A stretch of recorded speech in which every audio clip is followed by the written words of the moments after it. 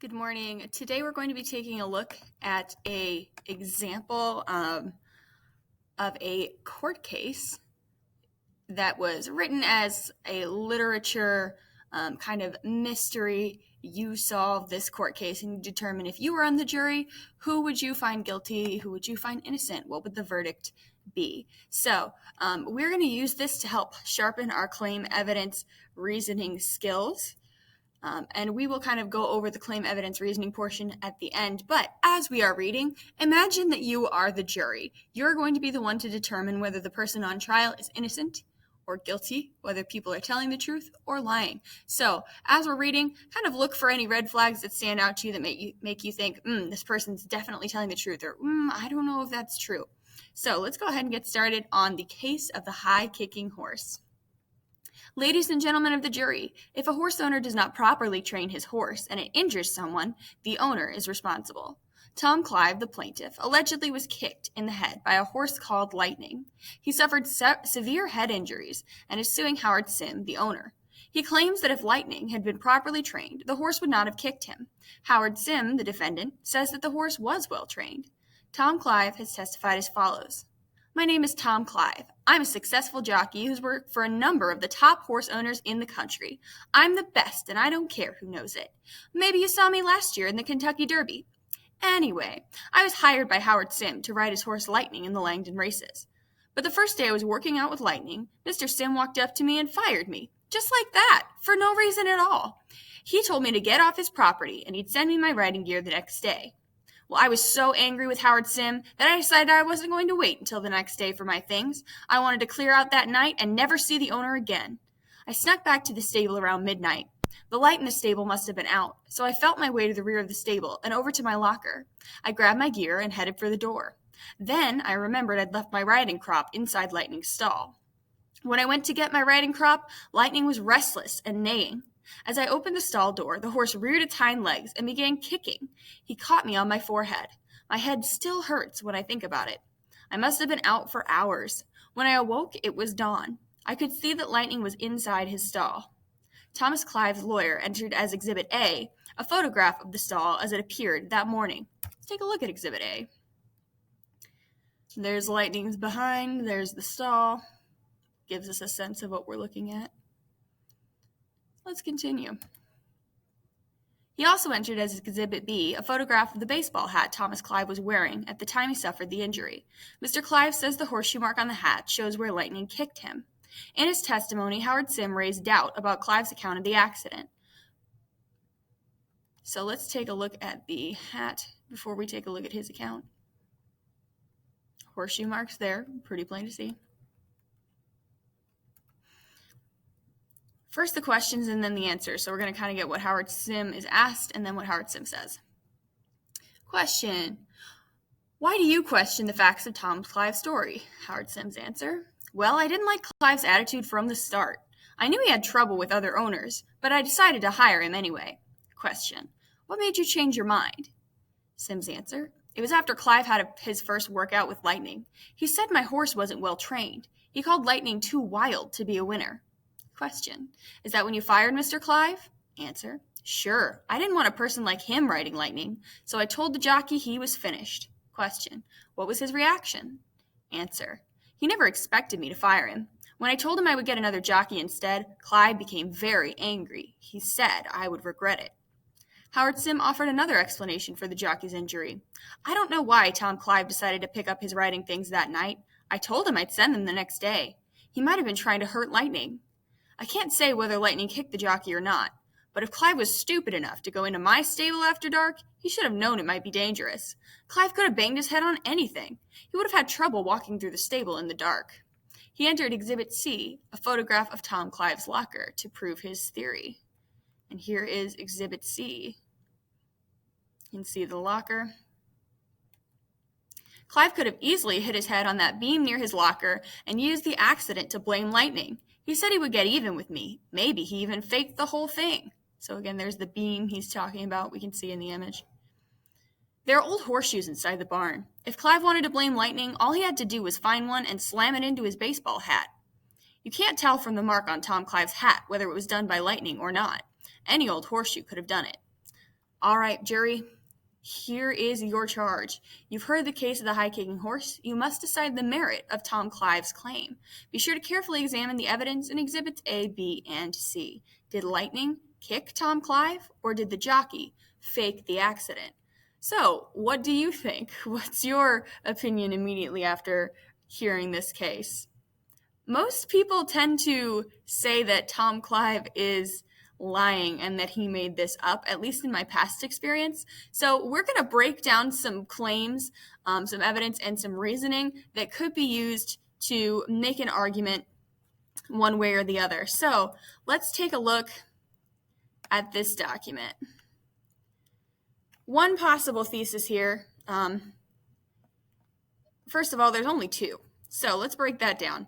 It's a court case. So your thesis is going to be one of two things. Your main idea that you're arguing, one of two things. Tom Clive is innocent or Tom Clive is guilty, right? Either he did nothing wrong or he is lying and he made the whole thing up. So with any court case, innocent or guilty is what we're looking at here. So one thesis would be Tom Clive is telling the truth. That would be the main idea of what you're trying to argue. So since this one is the less popular one and people tend to believe that Tom Clive is lying, at least in what I've seen when I've taught this over the last couple of years, I want to break down the opposite opinion. Let's break down the idea that Tom Clive might be telling the truth. Okay, so my main idea, again, Tom's telling the truth.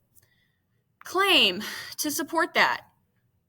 Clive cares about his reputation and he wouldn't risk publicizing his failure and firing. So I know he's telling the truth because he wouldn't want to make public the fact that he was fired and he couldn't train this horse. All right, let's get some evidence of that.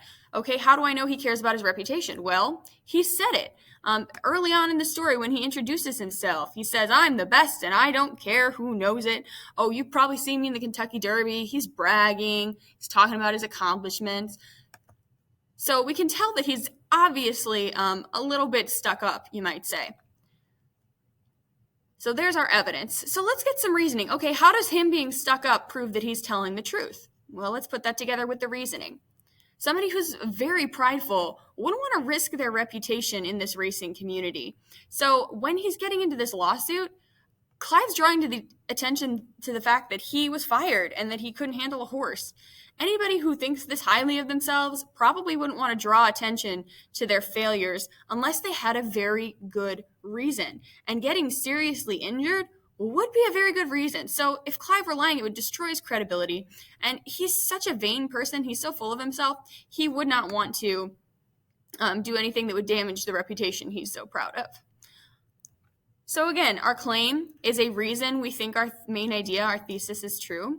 Our evidence, facts from the story that support the ideas brought forth in the claim.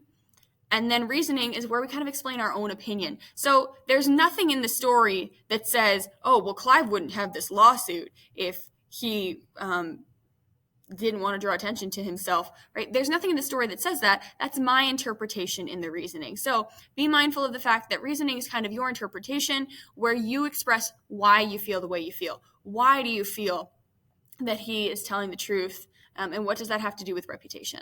All right, let's take a look at another one. A claim here. Lightning's level of training is questionable, and it seems possible that he would kick Clive. This is evidenced by the fact that Clive and Sims mentioned Lightning's level of training being an issue for Clive. So Clive says at the beginning the horse kicked him because it wasn't well trained. That's part of the way he introduced this case. And Sims mentioned that the reason Clive and he were not getting along is because Clive said Lightning was poorly trained. So this is alluded to a couple of different times. So let's get the reasoning in there. So why does this evidence matter? How does Lightning being poorly trained show that Clive is telling the truth? Well, when Clive says all this stuff about Lightning, Mr. Sims does nothing to fight back on this claim. He admits it's possible that Lightning kicked Clive. So if you are being accused of, let's say somebody says your dog wasn't well trained and it came up and attacked them, right? Wouldn't you want to prove that your dog was well trained? Maybe you get out an obedience certificate. Maybe you'd get a statement from the person who helped to train your dog earlier on. But Sims doesn't do anything like that for his horse. And again, there are horse trainers who would have worked with Lightning before. So he's not proving that Lightning is well-trained. He admits that this could have possibly happened. So there's really nothing that's brought forward to show that Lightning is well-trained. There's no evidence to the contrary of Clive's claim that Lightning's kind of wild. All right, finally, let's go on to another claim here. Howard Sims knew his horse was difficult. So here's the evidence of that. Howard Sims says that Clive had trouble with other owners, but he hired him anyway. But he doesn't really tell us why he had to hire this guy who had a bad reputation. And again, this is a different picture of the reputation that Clive seems to think he has. But so why would he hire Clive? He doesn't really tell us that. If Sims really thought that his horse had the potential to be a winner, why would he entrust Lightning to a jockey who has a bad reputation? Excuse my spelling error there. So it seems like the possibility could be that Sims hired Clive because he had no other choice. If Lightning is not really drawing the attention of or working well with other jockeys, Sims would just have to take who he can get. And it seems like Clive is the kind of person who you just take because you have to, if what Sims said about him was true, which would mean Sims is in a position where he has no other choices because his horse is a little crazy. So those are all things that would prove the idea that Tom Clive is telling the truth. Now, you'll notice in all of these passages that I've written up in all these CER chunks here, reasoning is the largest one, and that's what's important. It might make sense in your head, right? You might say, well, this fact obviously shows that he's telling the truth, but other people might look at that and go, no, how? Explain to me how that shows he's telling the truth. And that's what you do in your reasoning. Build on that argument. Tell me your position. Tell me what you think, your perspective. And again, I do this without using any sort of first person, nouns, pronouns, anything, I think. So you can do that objectively, but you need to make sure your argument really happens in the reasoning. That's where you explain your perspective, and that's where you bring in some stuff from outside of the text that's just shaped by your opinion of the situation. So you guys will be working on this other thesis that Tom Clive is lying today. So please let me know if you have any questions and email me if you need any assistance. Thanks and have a great day.